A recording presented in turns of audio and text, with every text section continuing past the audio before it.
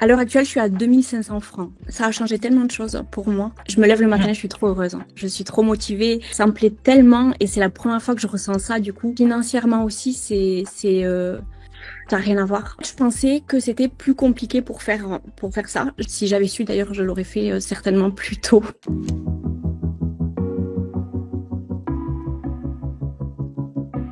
Alors, je m'appelle Eurydice, j'ai 30 ans. Je vis en Suisse depuis 9 ans et je suis assistante médicale. Je suis maman de 2 enfants, 2 filles. Je fais ce métier depuis 3 ans. Avant ça, j'étais en parfumerie en tant que vendeuse.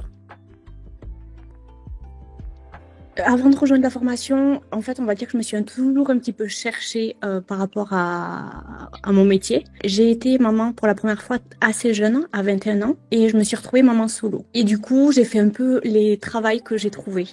J'ai été livreuse chez Uber Eats, j'ai été vendeuse et j'ai fini par être assistante médicale. Pour être honnête, j'ai jamais trop fait quelque chose qui me plaît réellement. J'ai un peu pris ce qu'on me donnait. J'avais cette idée de community manager depuis des années dans la tête, mais on va dire que c'était jamais vraiment le bon moment. Et puis l'occasion s'est présentée, je suis tombée sur une vidéo de Justine et voilà, ça a été un peu tout s'est fait très vite après. J'ai tout de suite cliqué, j'ai demandé mon appel découverte et puis 3 jours après à peu près on s'est eu au téléphone toutes les deux et puis j'ai démarré comme ça. Je pensais que c'était plus compliqué pour faire ça. J'avais ça dans la tête, mais je me suis jamais réellement renseignée. En fait, c'était plutôt le programme scolaire, les écoles qu'il fallait faire, les années, l'investissement aussi. Donc, ça m'avait tout de suite freinée. Et je pensais pas que ça pouvait être aussi accessible, en fait. Si j'avais su, d'ailleurs, je l'aurais fait certainement plus tôt. Mais voilà.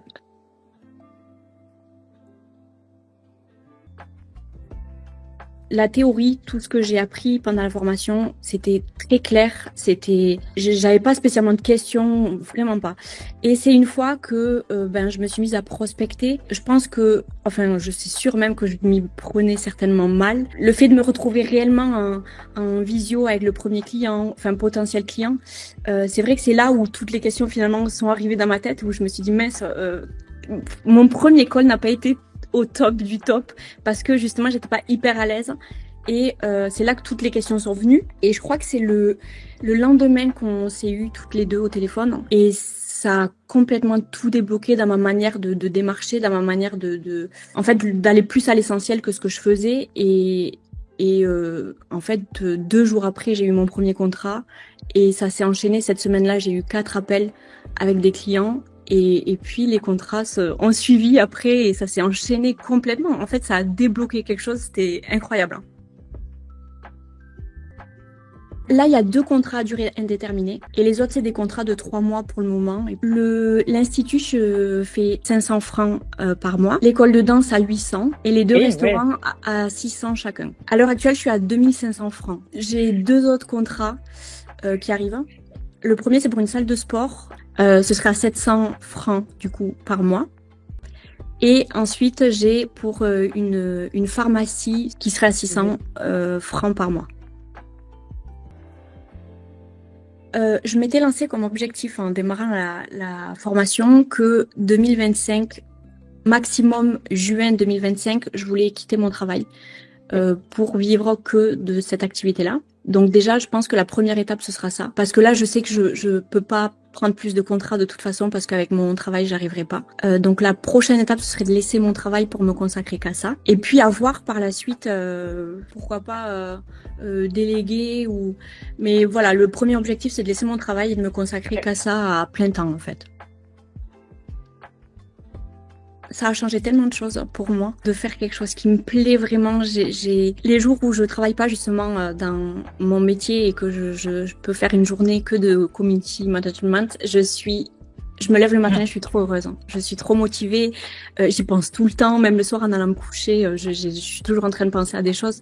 Ça me plaît tellement et c'est la première fois que je ressens ça du coup, de faire vraiment quelque chose qui me plaît. Financièrement aussi, ça n'a rien à voir. Surtout là, on est à la fin de l'année, il y a les fêtes. C'est vrai que j'ai toujours fait très attention à mes dépenses parce que j'avais pas un salaire très haut. Et là, c'est vrai que je suis plus à l'aise et ça, pareil, c'est la première fois que je vis quelque chose comme ça et c'est tellement de stress en moins et tellement, enfin, j'en tire que du positif. Et j'ai même, à l'heure actuelle, encore du mal à réaliser que tout ça, ça se passe réellement en fait. Moi, ce qui me faisait le plus peur, c'était le regard des gens en fait, le jugement, peur de me tromper, d'être jugée. Et en fait, j'ai réussi à réaliser que c'était tellement pas important de ce que les gens pensent. À un moment donné, on peut pas s'empêcher de vivre à cause des autres. On peut pas vivre à travers le regard des autres. C'est juste pas possible. Pour réussir à poser ses objectifs et en fait à mettre tout en place pour y arriver et pas regarder ce qu'il y a autour en fait. Si on a l'occasion, si on a la chance de pouvoir faire quelque chose comme ça, faut tellement pas hésiter parce que je trouve trop dommage d'avoir ces peurs qui prennent le dessus en fait et qui t'empêchent de mettre en place des actions parce que dans quelques années en fait tu n'auras pas avancé à cause de tes peurs et c'est trop dommage. Et Ouais. le plus dur franchement c'est le premier pas.